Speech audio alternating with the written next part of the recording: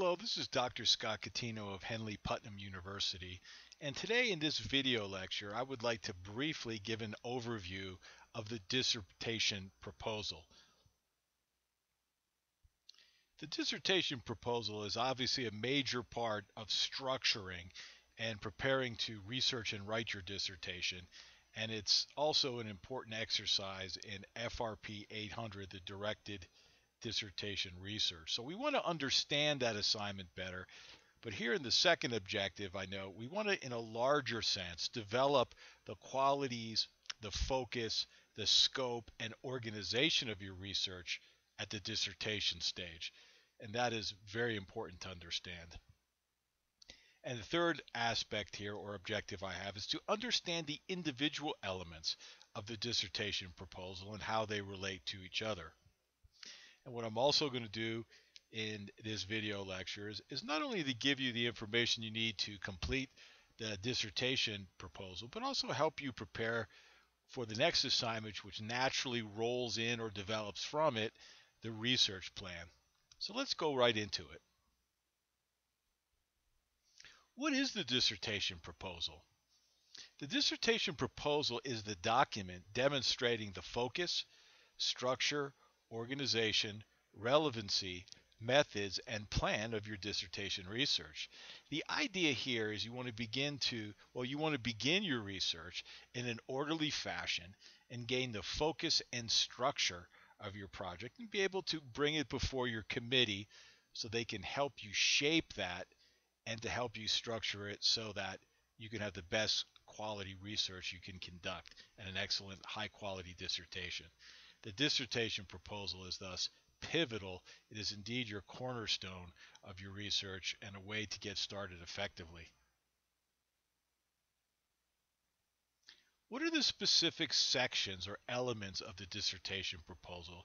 This is part of your assignment here. And if you take a look at the screen here, I have the exact areas that you need to develop to not only give you the structure for your research and dissertation, but to complete this proposal and to do so well. The italicized areas, the literature review and conclusion, are not a part of your dissertation proposal, but they naturally flow from this and are going to be a part of your research plan that you develop right after it. So it's important that we incorporate all of these together so you can have a holistic view. And in this brief video lecture, as I said, I just want to give an overview of these key areas, but I don't want to be abstract or vague about it. I would like to use a specific example, the topic or the subject of Al-Qaeda. And I think by giving a concrete example, we can see how this dissertation proposal would develop. So let's just say that's the topic that we're interested in, and we want to go through these steps to begin and develop some sort of major research project, a dissertation on that subject. Well, the first step is the topic. You want to begin to do some background research and explore this enormous subject that has just mountains of information and literature on it. But as you explore this, you're going to gain a familiarity with this subject. You're going to be able to identify strengths and weaknesses in research. In essence, it's similar to navigating any other type of terrain in that you see the contours, the high and low points, and the qualities of the research. And that is going to be what you draw from to write your introduction to this dissertation proposal. So we have the subject of Al-Qaeda. We begin to explore this and see that there are so many aspects of this subject that it has many sub-segments or subtopics that are really areas of research in and of themselves. The history of Al-Qaeda, the development of the organization, the competing ideologies, the leadership struggles that occurred, the particular sense of community that was developed during the anti-Soviet jihad in Afghanistan during the 80s, the growing capabilities, the psychological terrain as it was cultivated among these individuals, organizational growth, recruitment, projection of power, state sanctuary, and subjects like Pakistan come in, and obviously the Sudan. And you begin to look at unique capabilities, leadership attributes, organizational change, survivability. Each one of these subjects has an enormous amount, or I should say, quite a bit of research on it. So as you're looking at that, you're able to develop it. And some people at this point develop an analytical, or I should say, a guiding type principle using the military acronym that is so often used in analysis, PMECPT, which stands for political, military, economic, social, infrastructure, information or intelligence, physical terrain and time, whatever device you use to begin to explore and organize some of your thoughts on this subject. As you're doing that, you come across the issue of state support or sanctuary, and that just intrigues you. You see that there's not quite enough attention on that subject. You've looked at it and you see there's information here or there, and it begins to attract you. You feel that it is certainly a topic worthy of further information, and you begin to develop that. You're attracted to that idea. And ultimately, when you develop your research question and the other elements, you're going to be able to write an introduction on this. So you accomplished the first part. You're able to take care of a topic. Now we want to move on to the research question. We're really not able to develop a research question without this familiarity we gain by doing a background or a look at the topic itself. So the first step really flows into the second. So we want to begin to move past the topic and go into the research question. So we're fascinated with this idea, let's say, of Al-Qaeda and state sponsorship. We have some information and we begin to develop it. Now, how do we develop this? Well, the research question is more than just something that attracts us or interests us. We want to make sure that it focuses our attention in research. It ultimately has to be something achievable. It has to be relevant, and it is a real question. We want to be careful here. A real question, or two at the most. If we draw this out and make many questions of it, we lose our focus. So what can we develop from our interest in states sponsorship? We come up with a topic and we have a research question. Perhaps it would look something like this. How does state sponsorship affect Al-Qaeda's capabilities? Now, that's a research question we have. And we want to be careful now on our subject because all information has to remain unclassified. And we can't draw from any type of experience that was classified. What do we want to avoid in a subject like this? We want to be careful with long time frames. For instance, it wouldn't be acceptable to say, let's study Al-Qaeda or the Al-Qaeda organization. Far too broad of a time frame. Even in an organization like this that develops from bin Laden's visions, that's to say his vision and his ideology, even if we draw it back to a period even prior to the 80s, it's still too long of a time frame, too wide of a geographical area.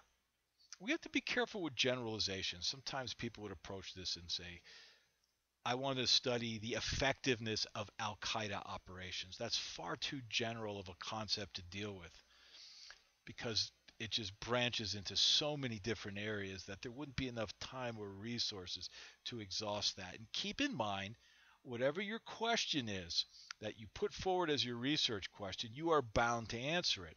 Now, you may have many other questions in the back of your mind that just have to be answered. Even in our subject, when we're looking at state sponsorship and how it affects Al-Qaeda capabilities, we want to be able to draw the degrees of state sponsorship, how it affects the various capabilities of survival, funding, movement. So those thoughts are in the back of our mind, but what we put forward as a research question, we are bound to answer. So we want to be clear, but we don't want to be too broad or too narrow. To focus on an area like Al-Qaeda operations in the tri-border area of Latin America may be a great subject, but most likely that information is classified and we would not have access to it. It's too narrow. It is not achievable, although it may be relevant. So we have to be careful that we're not too narrow. So keep it as a real question or two, one that's achievable and one obviously that avoids these pitfalls that I've outlined here of being either too vague or just simply too long or wide or too narrow. The next thing we're going to look at is the statement of purpose. It's important to understand what's motivating us or attracting us to a subject and what value it possibly holds out. How are we going to use this to contribute to anyone, and who is the anyone? What is our audience going to be? Purpose is very important to understand when developing your dissertation. And as I noted in a previous video lecture and podcast, keep in mind that your topic is going to shape your career as well as your research direction. So keep that in mind. So we looked at our topic and we were able to use the information to focus and develop a research question. And from that, we began to dig a little deeper and we began to examine our purpose in all of this. And as we move past that, we get to a very important stage here. And this is particularly important in the security field, which differs from other areas of analysis and inquiry. What do we mean when we talk about methodology, and broadly when we use terms like qualitative or quantitative? And we'll look at this in separate video lectures. But our methods are the specific means that we use to gain and acquire, I should say, information. It's very important. The tools that you use to dig deeply are going to directly affect what you draw out, the quality of information. The relationship between methods and access and quality of information gained is certainly very real and very direct. So we want to be careful with this. And in our field, as we see here in this illustration, we are entering a subject area that is often very, very remote. It is filled with deliberate denial and deception operations, and it's often difficult to penetrate and access this world. So we have to be careful what kind of methods we use. It's important to look at the mess. I think historical methodology, drawing on the past and looking at the trends of any subject is important. So I think this should be included. To what degree you use case studies or interviews or field observations if you have that chance. Some people have used focus groups, surveys, and obviously using documents, primary and secondary sources. It's very critical to be able to penetrate that security environment and gain primary and valuable data. And in our field, that is often not very easy to do. We have to be careful that we do not simply recycle information and to simply take what's already out there and combine it in different ways and think, well, we're synthesizing it. We should seek primary data. When we enter that security environment, we are going to be looking and focusing at insurgent or terrorist groups. Note the three worlds here that are pictured in this video lecture. The counterinsurgent or counter-terrorist, and the local population or human terrain.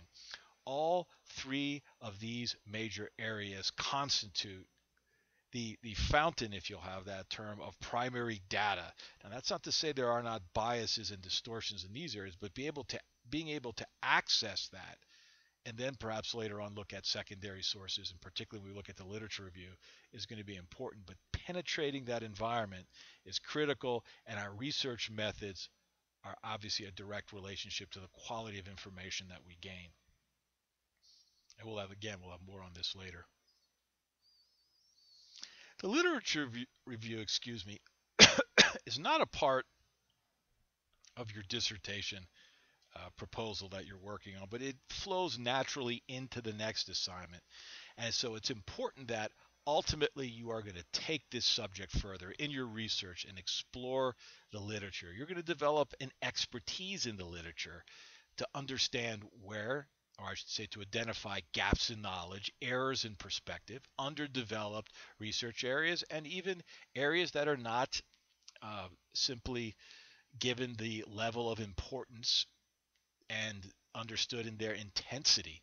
So this is very, very important, extraordinary to understand what a literature review accomplishes, to acquire a working knowledge of the literature and to be able to use it in your research. Very, very important. And again, we'll have more on this later. But I think one of the best examples we can bring is this outstanding study by Don Rassler and Brown, the Akani Nexus and the Evolution of Al Qaeda. This is a specific example of unique research and being able to use sources to address an area that was certainly undervalued and not given the attention that it deserves. These extraordinary researchers for the Combating Terrorism Center at West Point were able to use sources that were undervalued, previously either not accessed or collated and synthesized. They rely on large amounts of data from the anti-Soviet jihad, the Russian-Afghanistan war of the 80s. They also use, uh, certainly, they access a lot of information and histories that deal with the Akani network and its relationship to Al Qaeda. And the results of this research is quite unique. Their ability to place the Haqqani network in a context where it brings out its extraordinary capabilities, not just as a local player or regional player, but an extraordinary force multiplier or nexus in the region and globally, and particularly in its relationship to Al Qaeda. Their research was able to bring out an entire unique context that not only gave a different interpretation to the Haqqani network, but also to Al Qaeda. It's extraordinary in its ramifications. And this is exactly the type of research that needs to be done when we address a group like this. Penetrating these local areas, finding sources that are not used or undervalued, and being able to synthesize these together and to come up with some very unique findings. Let's take a moment then and just review a bit. So we look at the topic, and from that we're able to develop our research question. We've gained this focus, and we add to that our purpose and what value we hope to bring through this research. So we have a very strong concept, we have a focus, we have a target in essence. But to be able to reach that, we need to have the right methodology. And it's not necessarily a singular methodology, there could be combinations of that. And as we begin to bring out that data and gain access to that critical primary data, as well as some of the other literature that's available as secondary sources, we begin to master the subject matter through the literature review. We're ultimately going to come to the stage where we have to analyze our results. So we've worked through the topic, the research question, the purpose, as I mentioned, the methodology, the literature review, and the analysis. Now, obviously, in this beginning stage, you are just going to start the analysis, but rather than go into some of the details on this, I just want to be careful to underscore what the objectives are. The key here is to gain clarity into your subject and to gain a depth of understanding and not a comprehensiveness. You don't need to know everything on the subject, but you need to have a complete picture that answers the research question. And as you begin to explore sources and as you begin to use methods, and keep in mind there's a flexibility in all of this, you certainly can change methods. But when you're analyzing it, sometimes the term is used, a person cannot see the forest through the trees. When we deal with the security environment, that often is not the case. The people who study and observe this can see the forest and they can see the trees, but they cannot see the roots that are under the ground. I know this seems like an overly simplistic metaphor, but the point I'm trying to say is we really need to strive for depth, and that's not as easy as it sounds. Dealing with security issues, again, are often shrouded in deception, concealment. They're often not easy to access, and the temptation is to simply get a bunch of sources, to rely on secondary sources and begin to synthesize it. I'm not saying that there aren't valuable secondary sources. There certainly are, but we should be striving for clarity and depth and to gain a complete picture. And that begins to emerge through your research. If you're using the right method, you'll see a certain saturation point where you're not really increasing your understanding beyond that point. You may increase knowledge, but your understanding of the subject becomes somewhat complete. And that's what we should strive to do. The analytical frameworks that we use, the theories that we test, these are things that we can talk about in more detail. This is just an overview. Okay, so we're talking about this subject of Al-Qaeda, and we're beginning this dissertation proposal. We're not going to have enough information from what we did at this early stage to really draw a conclusion. This is where we're going to move, obviously, when we get to our research plan stage. But for the sake of just developing our dissertation proposal, we need to begin to look to this area, begin to think where we're headed. What conclusions do you think will result from your research? Just gain some ideas. Have a theory that you have in mind and begin to analyze these and begin to use these and test these. At least set this up as a direction. Very, very important to understand. Now, obviously, when we're looking at bin Laden, for instance, and the information that came out about his compound in Bilal that was uncovered certainly became well known during Operation Neptune Spear, where when Osama bin Laden was killed. We found this was quite revelatory. We found that there was a high degree of state support um, to bin Laden coming from Pakistan. And people try to break that down, dividing Pakistan's military, its intelligence network, and government, and the degrees of complicity in this. But the point is, we see a very high degree of state sponsorship of Osama bin Laden. So our subject, we begin to see certain conclusions coming out. And when we talk about state sponsorship, as you explore this specific topic, we're going to find that there were many states that had varying degrees of support. And we begin to explore that, and we come to our conclusions on this. In conclusion of our subject today, I hope that this video lecture, as briefly as it is in 20 minutes or so, gave you a better idea of each element and the objective of this dissertation proposal that we're working on here, and what the significance of it and how it naturally leads into the research plan. I think if you just get a general feel and an overview of this, it'll help structure your research. It'll help you to move in the right direction. It'll help you to be sensitized to areas that need to be addressed. And as always, if you have any questions on this, please feel free to contact me. I've provided my email, and I wish you the very best in your dissertation research. Thank you very much.